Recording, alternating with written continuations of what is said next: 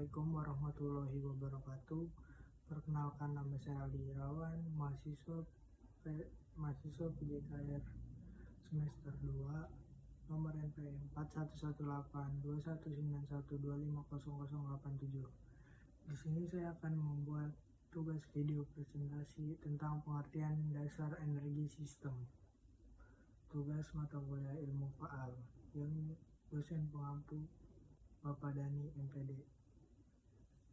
Ya, langsung saja saya di sini akan menjelaskan pengertian dasar energi sistem. Pengertian dasar energi sistem, tubuh membutuhkan ATP. ATP adalah adenosine triphosphate. ATP itu sebagai sumber energi untuk semua gerakan. Jadi ATP itu samanya aja kayak mata uang di dalam tubuh kita. Kita tuh butuh energi untuk melakukan setiap gerakan atau kegiatan sehari-hari kita. Nah, kita tuh butuh ATP.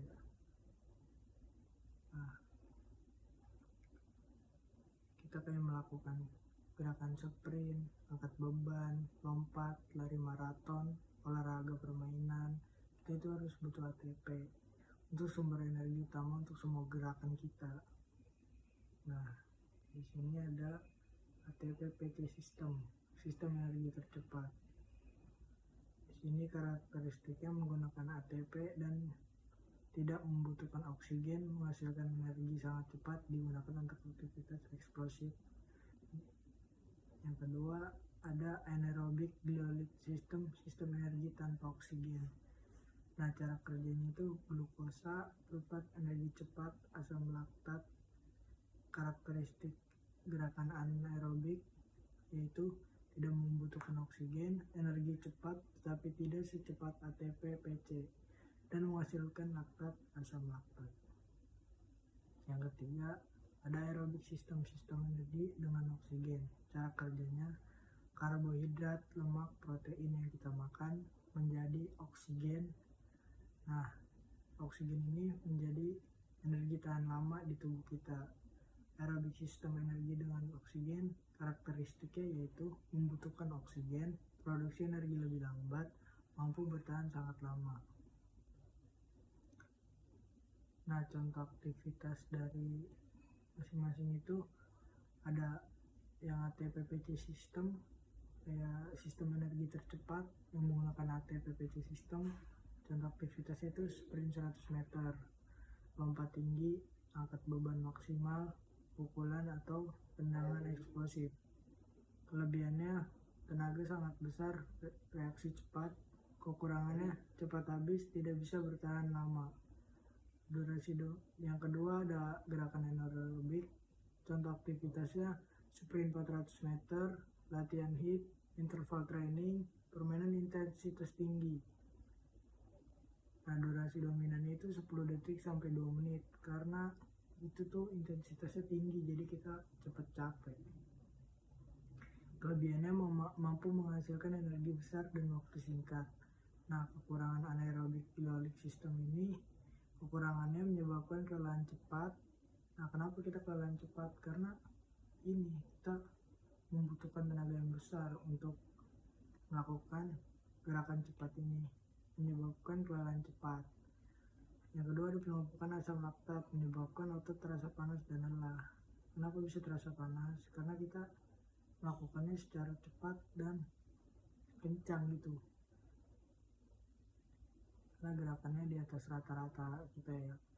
Yang ketiga, gerakan dari aerobik sistem, durasi dominannya tuh menit kurang lebih. Contoh aktivitasnya kayak maraton, bersepeda jarak jauh, renang jarak jauh, jogging. Kelebihannya daya tinggi, tidak cepat lelah. Kekurangannya tenaga tidak secepat sistem anaerobik karena santai kita melakukannya.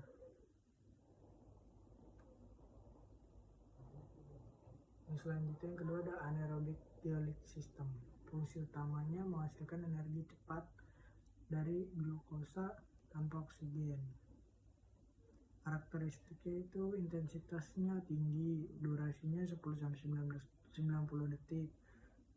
Nah, produk yang kita hasilkan untuk menggunakan Apa ini anaerobic glycolytic system ini? Laktate atau hidrogen ion itu yang kita butuhkan. Oksigen tidak membutuhkan. Yang glukosa ya.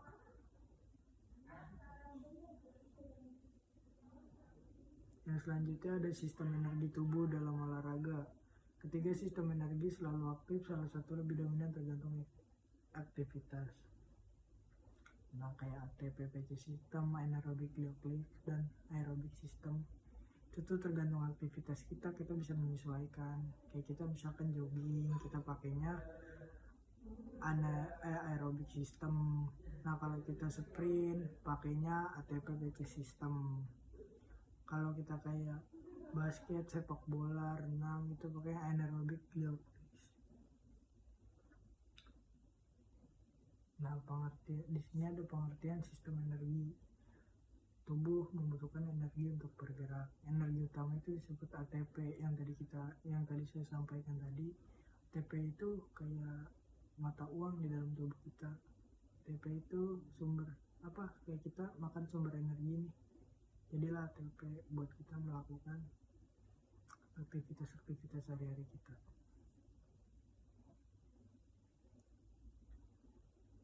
Nah, saat ATP dipecah menghasilkan energi untuk kontraksi otot.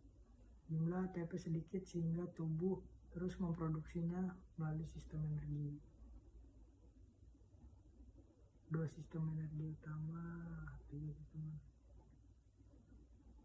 Selanjutnya, semua sistem energi bekerja bersamaan.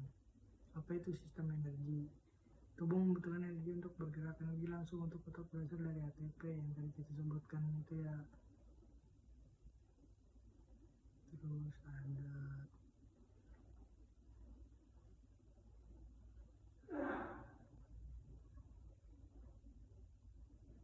sini ada conditioning dalam olahraga. Apa itu conditioning?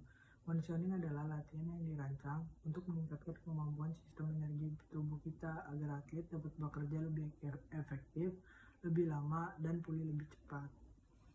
Jadi tubuh kita itu membaca kondisi suhu tubuh kita gitu ya, beradaptasi lah ibaratnya ya. Kayak kita nih kayak sprint kita tuh harus lebih cepat, kalau jogging itu kita harus apa. Nah, tujuan conditioning di sini ada 4. 1. Meningkatkan stamina, meningkatkan daya tahan tubuh sehingga dapat beraktivitas lebih lama tanpa cepat lelah. Yang kedua, meningkatkan recovery, mempercepat pemulihan setelah latihan atau pertandingan agar siap untuk aktivitas berikutnya. Nah, kita tuh recovery kalau habis kayak olahraga biar kita nggak kecapean mau melakukan aktivitas selanjutnya. Misalkan kita nih dalam 1 minggu kan 7 hari. Nah, 7 hari itu kita jangan misalkan lari terus, jogging terus, itu jangan. Kita itu harus ada restnya atau istirahat untuk recovery tubuh kita agar tubuh kita tidak kelelahan. Yang selanjutnya ada meningkatkan performa, meningkatkan kemampuan fisik sehingga performa olahraga menjadi lebih baik. Nah, samanya aja kayak kita latihan pertemuan demi pertemuan selanjutnya kita pasti akan lebih bagus. Yang keempat ada meningkatkan efisiensi energi. Tubuh menjadi lebih efisien dalam menggunakan energi sehingga tidak cepat lelah dan lebih hemat dalam setiap gerakan.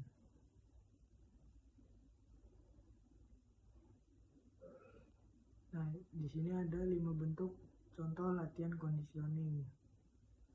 Ada 4 di sini. Yang satu, endurance training. Apa itu endurance training? Endurance training itu latihan jangka panjang intensitas rendah sampai sedang seperti long run, 5 kilo, 10 kilo, bersepeda jarak jauh, berenang. Kita bertahap, kalau kita belum bisa 5 kilo, 2 kilo dulu, nanti kita naik 5 kilo, 10 kilo, sekuat kita dulu. Itu namanya endurance training. Yang kedua ada HIIT atau interval training. Latihan intensitas tinggi berselang dengan istirahat, samanya kayak kita lari interval kayak 400 kali 4. Nah, dengan waktu istirahat 60 detik, kita lari 400 meter dengan intensitas tinggi secepat-cepat kita. Dapatnya berapa detik, itu satu putaran 800 meter.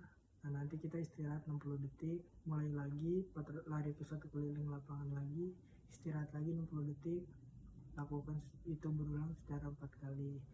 Nah, itu namanya latihan interval training. Contohnya nih, ada sprint interval, ada circuit training. Nah, yang ketiga ada power dan speed training. Latihan eksplosif, intensitas sangat tinggi, durasi sangat pendek. Contohnya sprint 10-30 meter, kilometrik, dan jam training. Yang keempat ada sport specific training. Latihan yang menyerupai permainan sebenarnya, contoh small chess game atau shuttle run, dan lain-lain. Latihan yang baik adalah latihan yang sesuai dengan tujuan, konsisten, dan didukung pemulihan yang optimal. Maksud dari kata-kata di sini, latihan yang baik adalah latihan yang sesuai tujuan. Nah, kita mau latihan hari ini, tujuan kita itu untuk apa? Dan kita juga latihan tuh harus konsisten. Jangan kayak bolong-bolong latihan kita tuh harus konsisten untuk mencapai suatu tujuan. Nah, kita tuh harus tahu dulu tujuan kita latihan ini untuk apa.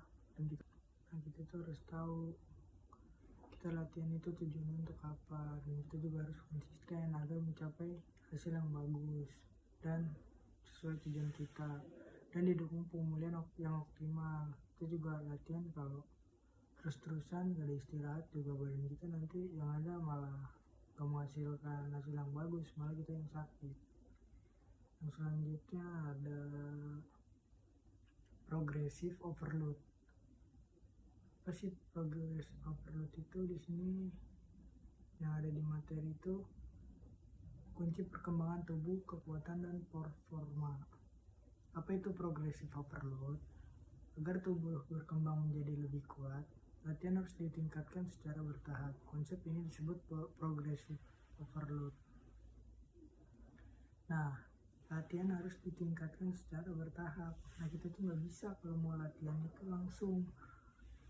Latihan itu tuh ada tingkatannya, kayak dari awal dulu, nah terus naik lagi, namanya kayak kita mau lari 5 kilo, kita ini nggak bisa kayak jalan kaki dulu 2 kilo, apa jogging dulu sekuat kita, misalnya sekuat kita 2 kilo, nanti naik latihan kita.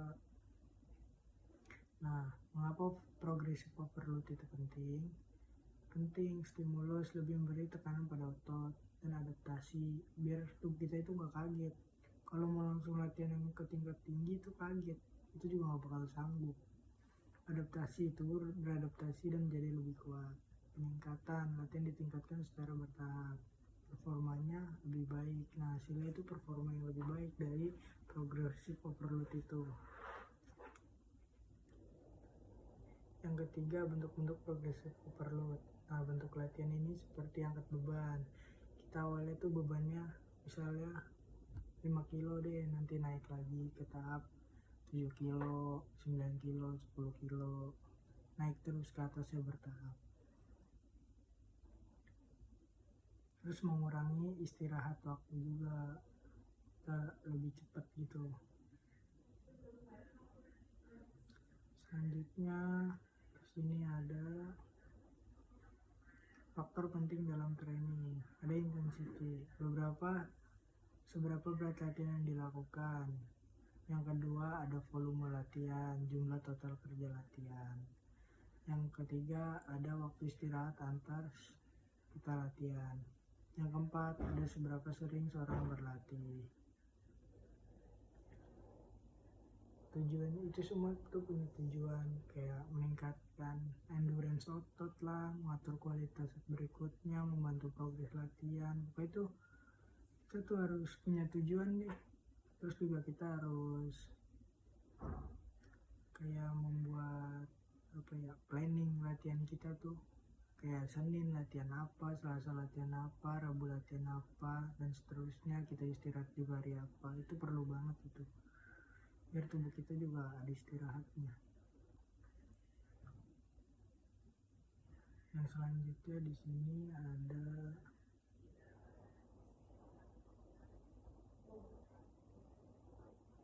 yang terakhir di sini ada strength, power, dan endurance lagi. 3 komponen utama kebugaran yang berbeda tapi saling melengkapi. Strength, kemampuan menghasilkan gaya besar. Di sini ada contohnya gym, squat berat, dan deadlift. Nah, strength gaya besar fokus pada peningkatan kekuatan otot dan kemampuan mengangkat beban. Yang kedua ada power, gabungan power, strength, speed. Kemampuan menghasilkan gaya besar dan sangat cepat. Contoh kayak jump, lompat, sprint, lari cepat, dan Olympic lift, angkat olimpiade. Power, strength, speed fokus pada menghasilkan gaya besar dan secepat mungkin. Nah, contoh endurance di sini kemampuan mempertahankan kerja dalam waktu lama yang tadi saya bilang yang jogging, long run gitu kan. Itu mengandalkan endurance kita, ketahanan tubuh kita, semua. Kayak kita lari nih sejauh mungkin, kayak long run tuh misalnya 10 kilo ke atas. Nah, kekuatan tubuh kita itu diuji endurance kita. Contohnya ada lari jarak jauh, bersepeda, renang, dan rowing. Endurance tahan lama, fokus pada kemampuan tubuh untuk bekerja dalam waktu lama tanpa cepat lelah. Ya, cukup itu saja yang bisa saya sampaikan. Kurang lebihnya mohon maaf apabila ada salah kata atau dalam cara saya membawa materi ini kurang ibaratkan kurang bagus lah, mohon dimaafkan.